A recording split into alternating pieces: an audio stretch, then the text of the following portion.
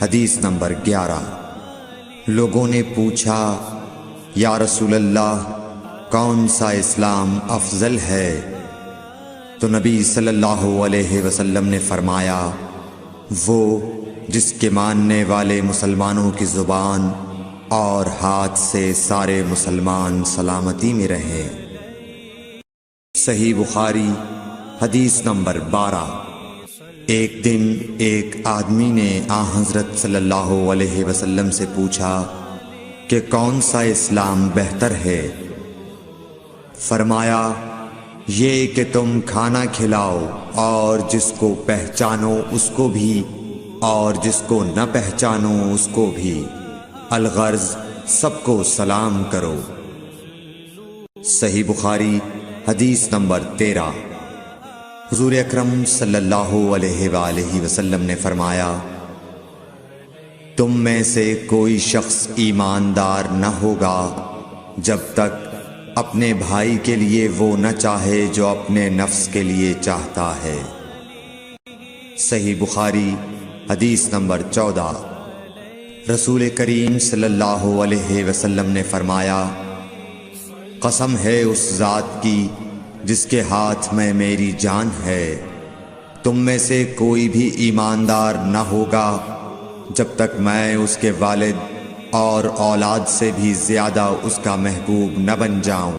صحیح بخاری حدیث نمبر 15۔ حضرت صلی اللہ علیہ وسلم نے فرمایا تم میں سے کوئی شخص ایماندار نہ ہوگا جب تک اس کے والد اور اس کی اولاد اور تمام لوگوں سے زیادہ اس کے دل میں میری محبت نہ ہو جائے۔ صحیح بخاری حدیث نمبر 16۔ نبی کریم صلی اللہ علیہ وآلہ وسلم نے فرمایا 3 خصلتیں ایسی ہیں کہ جس میں یہ پیدا ہو جائیں اس نے ایمان کی مٹھاس کو پا لیا۔ اول یہ کہ اللہ اور اس کا رسول اس کے نزدیک سب سے زیادہ محبوب بن جائیں۔ دوسرے یہ کہ وہ کسی انسان سے محض اللہ کی رضا کے لیے محبت رکھے۔ تیسرے یہ کہ وہ کفر میں واپس لوٹنے کو ایسا برا جانے جیسا کہ آگ میں ڈالے جانے کو برا جانتا ہے۔ صحیح بخاری حدیث نمبر 17۔ حضور اکرم صلی اللہ علیہ وآلہ وسلم نے فرمایا انصار سے محبت رکھنا ایمان کی نشانی ہے اور انصار سے کینہ رکھنا نفاق کی نشانی ہے۔ صحیح بخاری حدیث نمبر 18۔ رسول اللہ صلی اللہ علیہ وسلم نے اس وقت جب آپ کے گرد صحابہ کی ایک جماعت بیٹھی ہوئی تھی فرمایا کہ مجھ سے بیعت کرو اس بات پر کہ اللہ کے ساتھ کسی کو شریک نہ کرو گے، چوری نہ کرو گے، زنا نہ کرو گے، اپنی اولاد کو قتل نہ کرو گے اور ناعمدن کسی پر کوئی ناحق بہتان باندھو گے اور کسی بھی اچھی بات میں اللہ کی نافرمانی نہ کرو گے۔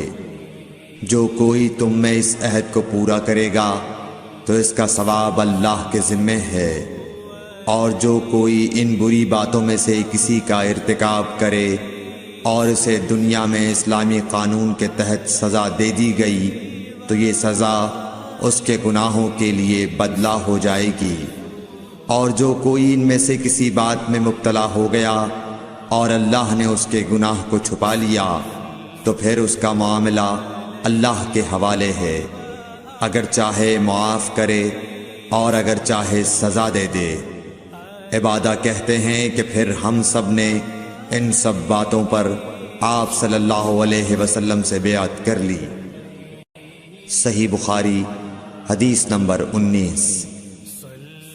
رسول اللہ صلی اللہ علیہ وسلم نے فرمایا وہ وقت قریب ہے جب مسلمان کا سب سے عمدہ مال اس کی بکریاں ہوں گی جن کے پیچھے وہ پہاڑوں کی چوٹیوں اور برساتی وادیوں میں اپنے دین کو بچانے کے لیے بھاگ جائے گا۔